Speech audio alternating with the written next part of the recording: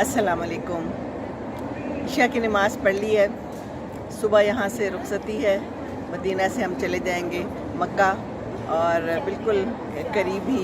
मैं इस वक्त राज़ुल जन्ना से ज़्यादा दूर नहीं हूँ, और ये ख़्याल ही आता है जब तो आँखों में आंसू आ जाते हैं कि मैं कहाँ बैठी हुई हूँ। मैं बहुत देर से बैठी हुई हूँ, बस दुरूद शरीफ पढ़ रही हूँ और लोगों को देख रही हूँ, और मैं ये सोच रही हूँ कि कितनी तरह तरह की शक्लें हैं, कितने मुख्तलिफ हैं, सारे एक से एक मुख्तलिफ अल्लाह ताला की शान, कहाँ कहाँ से आए हुए, किस किस रंग के और किस किस नस्ल के, और एक साथ नमाज पढ़े और एक साथ दुआ करें। अल्लाह ताला की शान, अल्लाह ने पैदा किया है और ये अल्लाह की ही शान है। तो बस मैंने कहा कि एक तो मुझे बड़ी प्यारी कुछ दुआएं नज़र आई, मैंने कहा ये आपसे शेयर कर लूँ। अल्लाहुम्मा इन्नी अस्अलुका इल्मन नाफ़िअन व रिज़्क़न तय्यिबन व अमलन मुतक़ब्बला। ऐ अल्लाह, बेशक मैं मांगता हूँ तो उससे इल्म नफ़ा देने वाला, और रिज़्क़ पाकीज़ा, और ऐसा अमल जो मकबूल होने वाला। कितनी खूबसूरत और जामे दुआ है ना। तो ये मैंने कहा एक शेयर करूँ। और बाकी ला हौला वला कुव्वता इल्ला बिल्लाह तो पढ़ते ही रहना चाहिए, पढ़ते ही रहना चाहिए। उसका बहुत सवाब है और बहुत फ़ायदा है ना। नहीं नेकी करने की कुव्वत, ना गुनाह से बचने की ताकत, मगर अल्लाह ताला की तौफीक से। तो तौफीक मांगने की दुआ करनी चाहिए ना, तौफीक मांगने की दुआ करनी चाहिए। बस हर वक्त यही दुआ करनी चाहिए कि अल्लाह ताला हमें बुरे कामों से बचने की तौफीक दे और अच्छे काम करने की तौफीक दे, है ना। तो कितनी अच्छी और कितनी प्यारी दुआ है। तो एक और है कि अल्लाहुम्मा ला इलाहा इल्ला अंतल मन्नानु बदीउस समावाति वल अर्दि ज़िल जलाल वल इकराम। ए अल्लाह, नहीं कोई महबूद तेरे सिवा, तू बहुत एहसान करने वाला है, असर नौ पैदा करने वाला है आसमानों को और ज़मीनों को, ए शान और इज़्ज़त के लायक। तो बस ये मैंने कहा कि आपसे दुआएं भी शेयर करूं, और बाकी दुआएं जो भी आती हैं, बेहतरीन दुआएं हमारे पास है, नमाज में है, कुरान में है। तो कुरान तो अल्लाह ताला ने दिया हुआ है, अल्लाह ताला का कलाम है ये, अल्लाह ताला हमसे बातें करता है। तो हमें रोज़ थोड़ा थोड़ा पढ़ना चाहिए और अल्लाह की बात को समझना चाहिए, समझ के पढ़ना चाहिए। कुरान तो हम फटाफट ख़त्म कर लेते हैं पढ़ के, मैंने देखा है और आप लोगों ने भी देखा होगा। आप लोग भी ऐसे करते हैं और हम लोग भी ऐसे करते हैं कि मस्जिद से बुलवा लिया, बच्चों को बुलवा लिया, उनको पता भी नहीं होता कि क्या हम पढ़ रहे हैं। फटाफट उन्होंने 15 मिनट में सिपारा पढ़ा के तो बस ख़त्म कर लिया, और हम कहते हैं हमने कुरान पढ़वा लिया। तो क्या इस कुरान का सवाब है? पता नहीं। उलमा ही बेहतर बता सकते होंगे। पता नहीं वो किस तरह की पढ़ाई करते हैं, वो बच्चे, उनको समझ भी आती है कि नहीं, और बस जल्दी जल्दी में चले जाते हैं। तो कुरान को तो समझ के पढ़ना जो है ना, वो है सारी बात। तो हुज़ूर अकरम सल्लल्लाहु अलैहि वसल्लम ने हमें समझाया है, उनकी सुन्नत पे अमल करना है हमें, और यही कुछ समझना है। तो अल्लाह की बातें समझ लें, अल्लाह की बातें समझ लें बस। मैं तो अब जाने वाली थी, लेकिन मेरा दिल नहीं कर रहा था कि मैं जाऊं, तो फिर मैंने कहा कि मैं थोड़ी सी बात कर लेती हूं यहाँ पर, कोई अच्छी बात कर लेती हूँ, क्योंकि अच्छी बात करना भी एक अच्छी बात है। खजूरें यहाँ से ले ली हैं, यहाँ पे खजूरें सुने अच्छी मिलती हैं। आबे ज़मज़म मक्का से आता है और खजूरें यहाँ से जाती हैं, तो खजूरें ले ली हैं 2-3 किस्म की, और बाकी जो है तो बस दुआएं दी हैं सबको कि अल्लाह ताला सबकी दुआएं जिन्होंने हमें दी हैं वो कबूल कर लें। तो मैंने यहाँ पर दी हैं, पेश की हैं कि अल्लाह ताला जिसने मुझे कहा है दुआ का। और एक और मैंने बड़ी अच्छी आपसे बात शेयर करनी थी। मुझे ना एक जगह पे लिख के दी गई दुआएं कि ये जाके मांगनी है। तो ये मैंने देखा, तो ये 15 लोग हैं जिनकी दुआएं हैं, और ये सारे के सारे जो है ना आदमी हजरात हैं, मेल हजरात हैं। और इसमें सवाए एक के जिसने कहा है कि मुझे अपना घर दे दे, और बाकी एक ने कहा कि पाकिस्तान की मुआशी खुशहाली के लिए दुआ करे। बाकी सारों ने, जितने भी हैं ना, इसमें से किसी ने अपने लिए दुआ नहीं मांगी।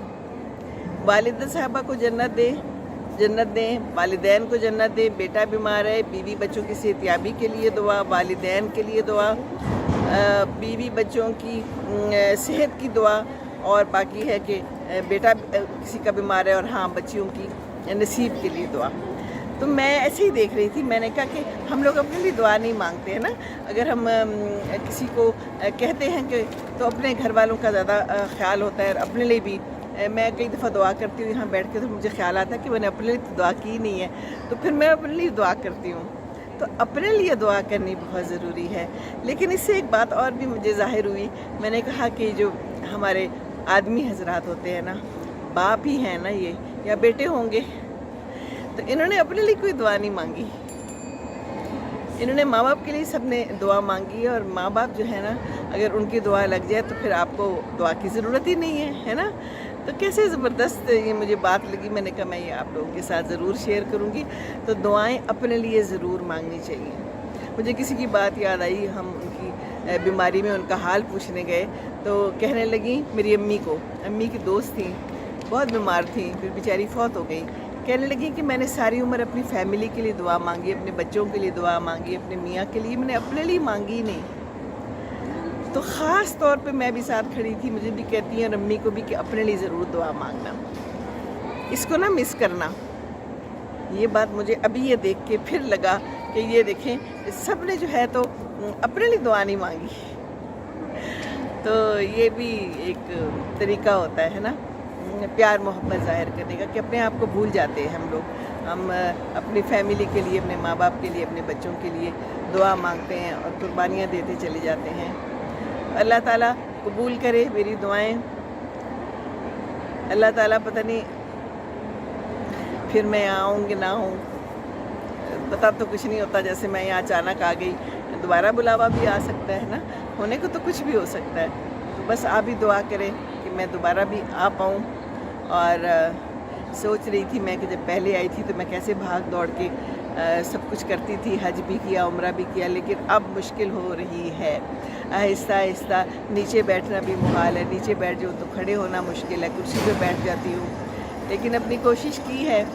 تو زندگی ایسی ہے، زندگی جو ہے تو آپ کو سکھاتی ہے کہ آپ کتنے کمزور ہو، آپ اپنے آپ کو کیا سمجھتے ہو، لیکن آپ ہو کیا، ہے نا. تو آہستہ آہستہ انسان کمزور ہوتا ہے. ظاہر ہے طاقتور تو نہیں ہونا، کمزور ہی ہونا ہے آہستہ آہستہ. اور حضور اکرم صلی اللہ علیہ وسلم کی جتنی عمر تھی وہ تو ہم پار کر چکے ہیں. پتہ نہیں اب ہماری کتنی اور عمر رہ گئی ہے. اور اتنی ہی عمر کافی ہوتی ہے آگے جا کے اللہ تعالیٰ آسانیاں کرے، ہم چلتے پھرتے رہیں. کیونکہ جب مشکلات ہو جاتی ہیں تو پھر مشکل ہو جاتی ہے. آج ہی مجھے یہاں پر لوگ مجھے میسیجز کرتے ہیں کہ ہمارے لیے دعا کریں. تو کسی کا میسیج میں نے پڑھا کہ ان کی کوئی قریبی رشتہ دار ہیں، وہ گر گئی ہیں، 50 سال کی ہیں، اور ان کے دونوں گھٹنے ٹوٹ گئے ہیں اور بیڈ پہ ہیں. اور کون سے پیمپرز ہم دیں ان کو، اور کہاں سے لائیں، اور ہمیں طریقہ بتائیں، ہم بڑے پریشان ہیں.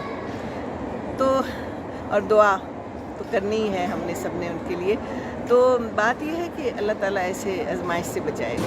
تو بزرگ جو ہے نا، میں یہ سوچ رہی تھی کہ وہ تو میرے سے کافی چھوٹی ہیں، لیکن وہ کہہ رہی تھی کہ ہیوی بھی بہت ہیں، تو ان کو تو آگے پیچھے کرنا ہی بڑا مشکل ہے.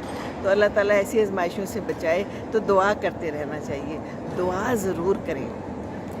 ہر عبادت کے بعد دعا کرنی مسٹ ہے. دعا کے بغیر نہیں اٹھنا، اور دعا بھی دل سے کرنی ہے. کیونکہ دعا عبادت کا مغز ہے. جیسے انسان مغز کے بغیر بیکار ہے، چلتا پھرتا رہے نا انسان.